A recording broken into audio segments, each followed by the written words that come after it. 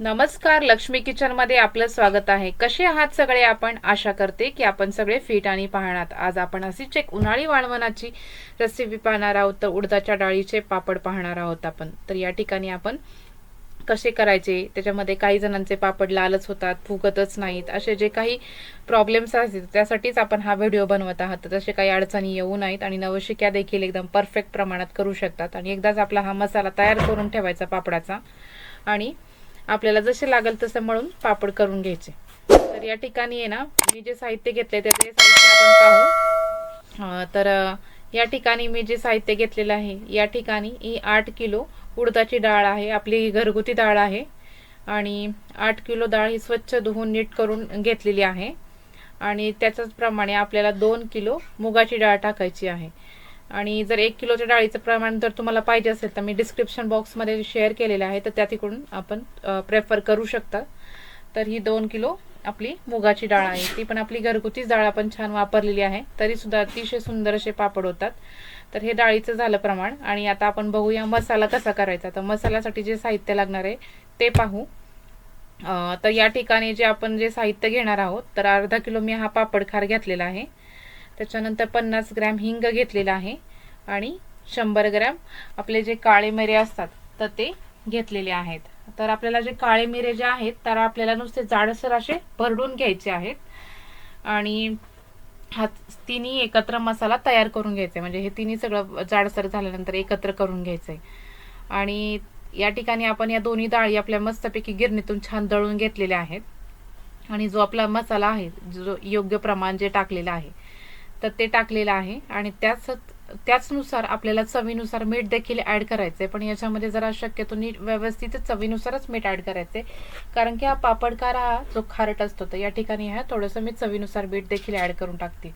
तर हा मसाला आपण तुम्हाला जसं लागेल तसं, आता एकदमच आपण मसाला तयार करतोय की काही गडबड पण नाही की आपल्याला जर काही वेळ नसेल तर हा पूर्ण मसाला आपला 8 ते 15 दिवस, महिना वर्षभर पण टिकू शकतो, असं काही नाही। पण ॲक्च्युली ना त्या ठिकाणी आपल्याला हा मसाला मिक्स करून ठेवायचा आणि ज्यावेळेस आपल्याला टाइम असेल त्यावेळेस आपल्याला लाटून घ्यायचे छान असा। तर हा मसाला एकदम व्यवस्थित सगळा मिक्स करून घेते मी आता छान असा, आणि लागेल त्यावेळेस लाटायचा आणि आपला मळून आपले पापड तयार करायचे। तर त्याचे पण असं हे नाहीये की एकदमच असे पापड केले पाहिजेत, असं काही नाही। हे पीठ आता मी थोडंसंच 1 किलो छान असं प्रमाणात मला मळून घेतलेलं आहे। आपल्याला साध्या पाण्यातच मळून घ्यायचं पीठ छान असं, आणि आपल्याला जसं लागेल तसं, एवढं पण जास्त घट्ट मळून घ्यायचं नाहीये, छान असं मीडियमच घ्यायचं, जेणेकरून जर जास्त पातळ लाटलं तरी आपल्याला म्हणजे पापड लाटता येत नाही, जास्त घट्ट झालं तरी आपले पापड लाटताना हात दुखू शकतात। त्याच्यामुळे ना, तर आपल्याला हे मस्तपैकी छान असं आपण पाट्यावर वंट्याने मस्तपैकी हे पीठ कुटून घेतलेलं आहे। आणि या ठिकाणी लाट्या बनवून आपल्याला पापड तयार करायचे छान असे। तर तुम्ही तुमच्या आवडीनुसार लहान मोठे आकाराचे पापड तुम्ही लाटू शकता। तर या ठिकाणी आपल्याला स्टार्टिंगलाच फक्त थोडंसं तेलाचं, जे आपलं खायचं तेल असतं ते थोडंसं लावायचंय आणि त्याच्यानंतर थोडीशी पिठी लावायची आहे। तर आपल्याला ह्या पिठीमध्ये लावून घेऊ आपण आता एकदा। आणि जर जास्त तेलाचा वापर करायचा नाही, कारण की याला वर्षभर टिकल्यानंतर पण वास पण येऊ शकतो जर बंद ह्याच्यात राहिल्यानंतर, त्याच्यामुळे तेल पण आपल्याला कमीच प्रमाणात वापरायचं या ठिकाणी। आणि पिठी जी लावतोय ती पण व्यवस्थित आपल्याला प्रमाणातच वापरायचे, जेणेकरून आपल्या पापडांना बुरशी वगैरे लागू, ते पापड खराब होऊ शकतात। तर या ठिकाणी ह्या आपल्याला काही टिप्स आणि ट्रिप्स या वापरायच्या आहेत। तर हे पापड मी छान असे लाटून घेतोय आपण आपल्या आवडीनुसार लहान मोठे लाटू शकता ॲक्च्युली।